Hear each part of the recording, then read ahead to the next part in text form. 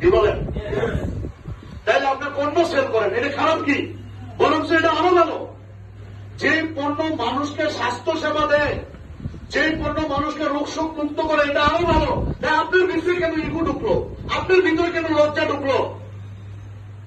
এটা ময়লার ডাস্টবিনে ফেলাইতে হবে, বিগ হার্টেড হইতে হবে।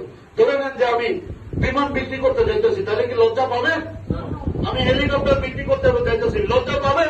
তাহলে আপনার বিজনেস প্রোডাক্ট বিক্রি করা, এইখানে কেন আপনার লজ্জা পান? এইখানেই তো আপনি ব্যর্থ, এই জায়গাটাই তো আপনার ব্যর্থতা। কি বলেন? সুতরাং কাজে কোনো লজ্জা নাই। বলেন, কাজে কোনো লজ্জা নাই।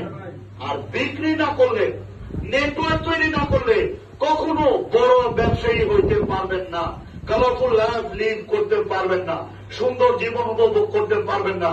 মানুষ আপনার নামে মিছিল করবে না, মানুষ আপনার নামে দোয়া করবে না।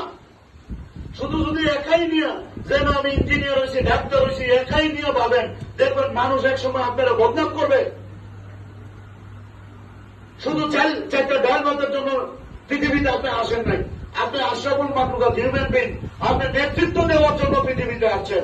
সুতরাং নেতৃত্ব দেওয়ার জন্য যত ধরনের কাজ আপনাকে করতে হবে। কি আপনাকে রাজি আছে? রাজি আছে? নেতৃত্ব দিতে রাজি আছে? মানব কল্যাণে কাজ করতে রাজি আছে? তাহলে দেখবেন একটা ইতিহাস সৃষ্টি করা ব্যবসা আপনি করতে পারবেন।